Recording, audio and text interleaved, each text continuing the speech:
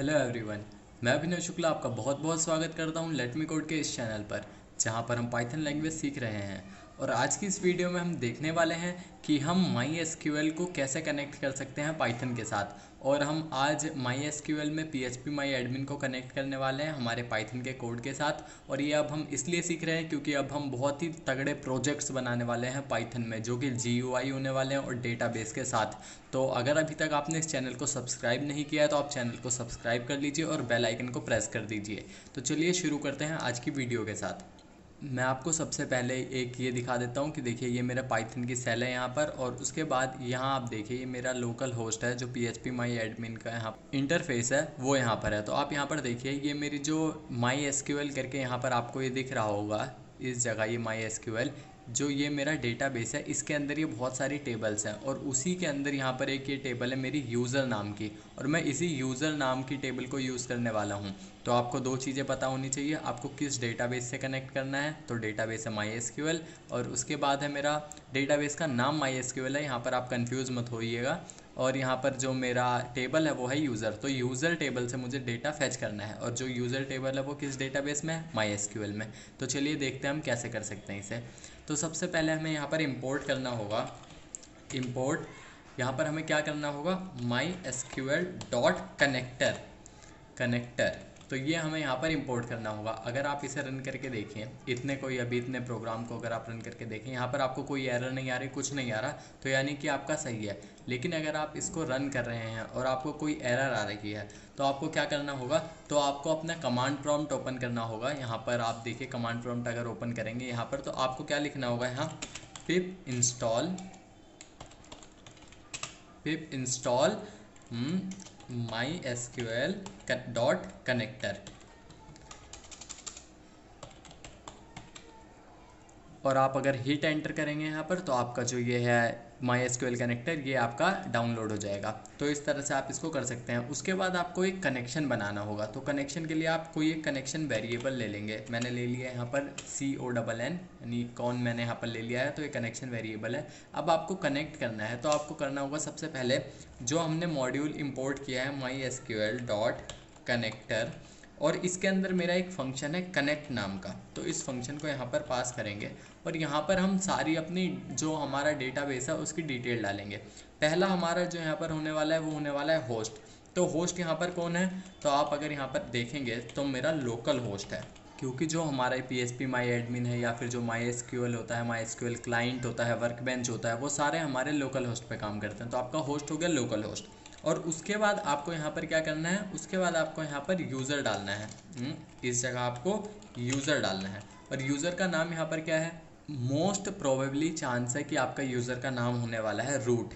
Mostly सारे computers का नाम रूट होता है। और अगर आपको नहीं पता कि आपके कंप्यूटर का नाम, यानी कंप्यूटर का नाम नहीं, माई एसक्यूएल का जो यूज़र है उसका नाम क्या है, तो आप उसको चेक कर सकते हैं। लेकिन यहाँ पर 95% चांसेस है कि आपका जो यूज़र है वो रूट होने वाला है। उसके बाद क्या करना है, आपको यहाँ पर पासवर्ड डालना है। अब यहाँ पर आपका पासवर्ड क्या होने वाला है, अब आपका पासवर्ड अगर आप इसमें देखेंगे पीएचपी माई एडमिन में, यहाँ पर आप पासवर्ड सेट नहीं करते। अगर आपका माई एसक्यूएल का क्लाइंट होता, जो हमारी कमांड प्रॉम्प्ट जैसी स्क्रीन होती है वो, या फिर आपका वर्कबेंच होता है, या आपने यहाँ पर भी अगर पासवर्ड सेट कर रखा होता तो हम यहाँ पासवर्ड डालते, वरना हम यहाँ पर सिर्फ पासवर्ड को ऐसे ही ब्लैंक छोड़ने वाले हैं।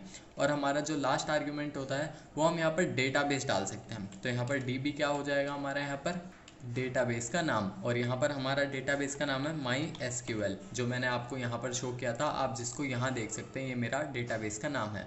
तो मैं यहाँ पर डालूंगा। और अब यहाँ पर आप क्या कर सकते हैं, आप यहाँ पर कनेक्शन ID प्रिंट करके देख सकते हैं कि आपका कनेक्शन हुआ या नहीं। तो आप इसको ऐसा रन करके देख सकते हैं। वैसे अगर आप इसे रन करेंगे तो यहाँ पर अगर कोई एरर नहीं आई तो आप ये समझ सकते हैं कि कनेक्ट हो गया है। लेकिन उसके बाद क्या है, आप ये चीज़ चेक कर सकते हैं। देखिए आप प्रिंट कैसे करेंगे, यहाँ पर इसको करेंगे कि जो हमारा ये कौन है, इससे डॉट, यहाँ पर आपको प्रिंट करना है कनेक्शन अंडरस्कोर ID।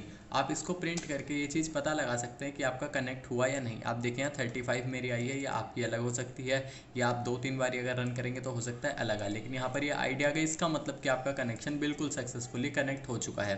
तो अब आपको यहाँ पर क्या करना है इस केस में, अब आपका जो कनेक्ट हो चुका, उसके बाद अब आपको एक कर्सर बनाना होगा। कर्सर किस लिए, जो आप क्वेरीज रन करने वाले हैं वो आपका कर्सर ही रन करेगा। तो चलिए कर्सर बना लेते हैं। यहाँ पर CUR करके मैंने एक वेरिएबल बनाया जो कि क्या करेगा, कॉन डॉट कर्सर, यहाँ पर ये मेरा एक फंक्शन है कर्सर नाम का जो कर्सर बना देगा।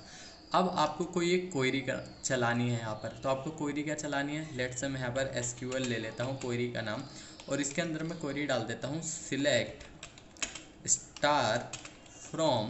कहाँ से सिलेक्ट करना है, मैंने आपको दिखाया था मेरी टेबल है यूज़र, तो वहाँ से मुझे सिलेक्ट करना है।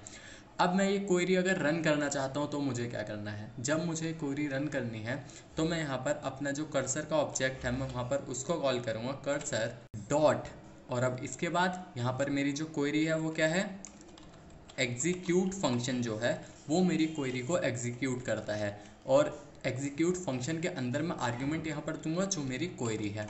और उसके बाद अब यहाँ पर क्या करूँगा मैं, जो मेरा कर्सर है, अब मेरी क्वेरी एग्जीक्यूट हो चुकी है।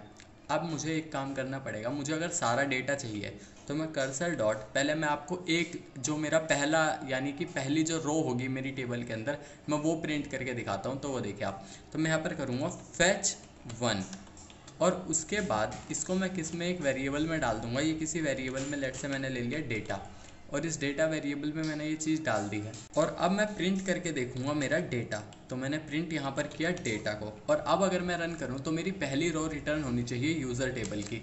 तो देखते हैं क्या होता है।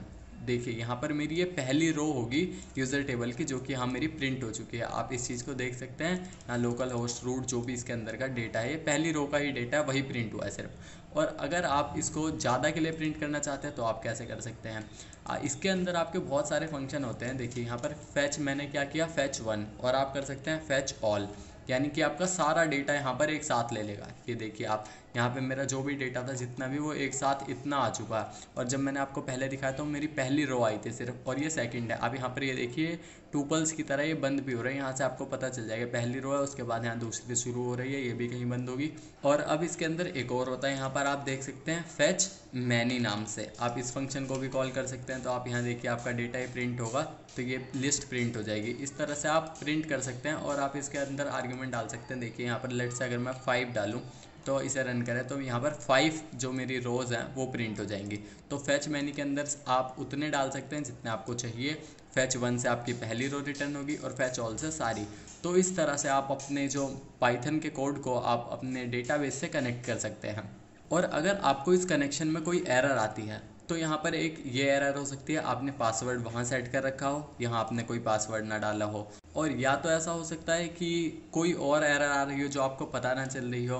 तो अगर आपको कोई एरर आती है तो आप कमेंट कर दीजिए मुझे वो एरर, मैं उसको रिसॉल्व करने की कोशिश करूँगा। या आप यहाँ पर ट्राई करिए एक और आर्ग्यूमेंट देके, इसके बाद यहाँ पर आप डालिए पोर्ट, और पोर्ट नंबर यहाँ पर आप डालिए क्या, जो आपका पोर्ट होता है। वैसे मोस्ट प्रोबेबली अगर आप देखेंगे तो आपका पोर्ट यहाँ पर 3306 होता है, और लेकिन अगर आपका पोर्ट ये नहीं है तो हो सकता है आपका 3307 हो। और अगर ये भी नहीं है तो आप अपना पोर्ट पता करिए, उसके लिए आप उसको गूगल कर सकते हैं कि आप कैसे पोर्ट का पता लगाएं। या अगर आपको कोई फिर भी दिक्कत है या आप गूगल नहीं करना चाहते तो आप कमेंट कर दीजिए वीडियो के नीचे, मैं आपको बता दूंगा।